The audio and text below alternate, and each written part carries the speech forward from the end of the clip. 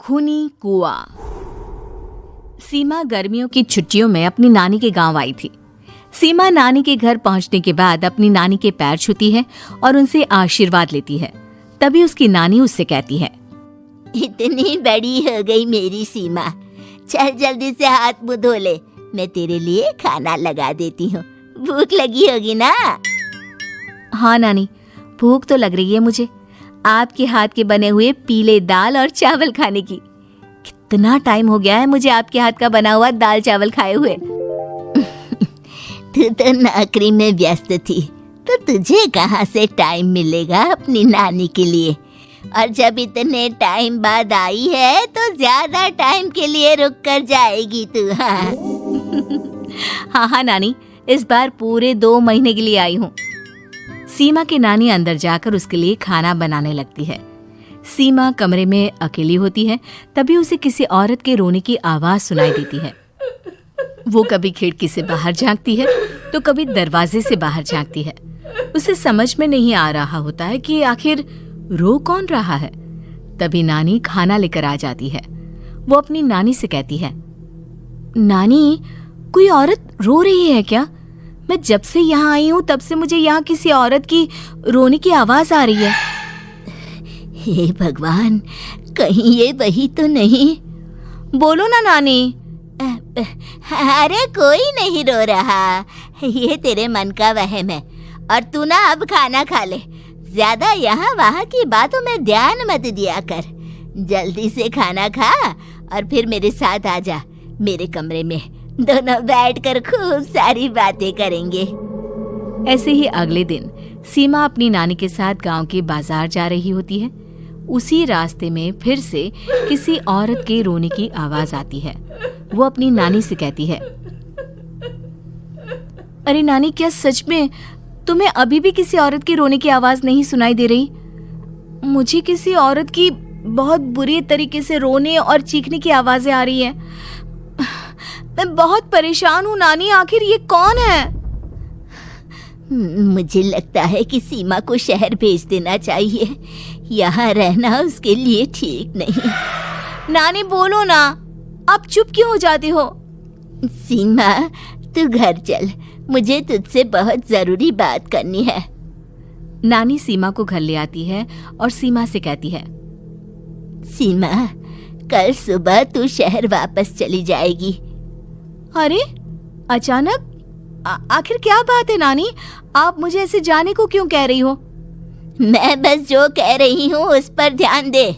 तू कल सुबह यहाँ से चली जाएगी, और ये बात मैं कोई मजाक में नहीं बोल रही।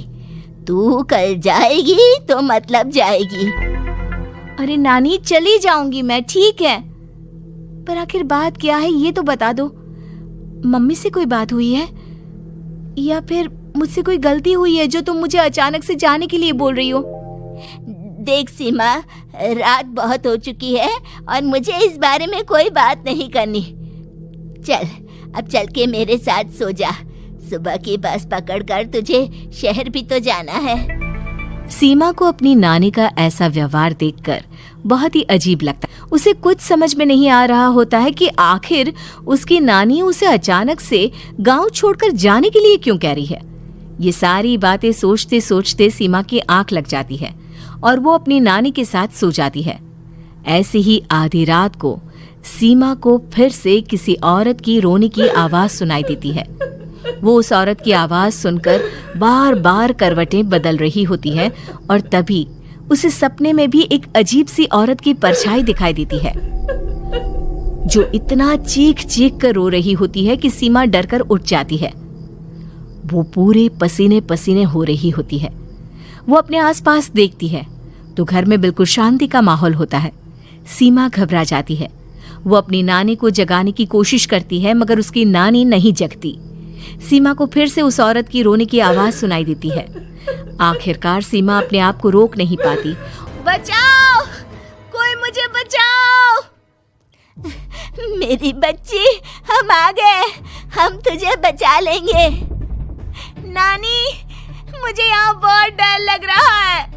यहाँ इंसान की कटी हुई मुंडिया, हाथ, पैर और कंकाल है और खून भी है। नानी मुझे डर लग रहा है। आप सब मेरी मदद कीजिए, नहीं तो ये खूनी कुआं मेरी बच्ची को भी खा जाएगा। अरे मुझे तो ये समझ में नहीं आ रहा कि आखिर इस खूनी कुएं को खोला किसने। सालों पहले इसको इतनी मुश्किलों के बाद तांत्रिक बाबा ने बंद किया था। अरे पूरा गांव खूनी कुएं के बारे में अच्छे से जानता है, तो कोई भी जानबूझकर तो ऐसा करेगा नहीं। मतलब किसी ने अनजाने में इसे खोल दिया है भैया। सीमा को इस बारे में मालूम नहीं था, और जब से वो यहाँ आई थी तभी से उसे किसी औरत के रोने की आवाज़ें भी सुनाई दे रही थी। कहीं सीमा ने ही तो उसे नहीं खोला। अगर ऐसा है तो फिर सीमा का बचना बहुत मुश्किल है। वहीं कुएं के अंदर सीमा रोते हुए बैठी होती है कि उसे आवाज सुनाई देती है जो कुएं के बाहर खड़े गांव वालों में से किसी को सुनाई नहीं देता। आज सालों के बाद मुझे ताजा खून मिलेगा। तेरा खून पीकर आज मैं अपनी प्यास बुझाऊंगा।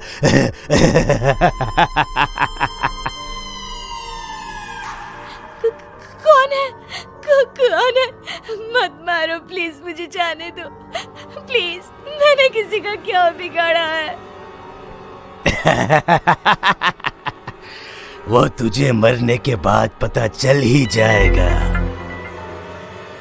जितने में गांव वाले और सीमा की नानी कुछ सोच पाते, उतने में उन्हें सीमा के चिल्लाने की आवाज आती है और अगले ही पल सब शांत हो जाता है। क्या हुआ? सीमा, मेरी बेटी। माफ करना बहन, लेकिन अब सीमा वापस नहीं आएगी। हमें एक बार फिर से कुएं को बंद करना होगा। गांव वाले तभी तांत्रिक को बुलाकर लाते हैं।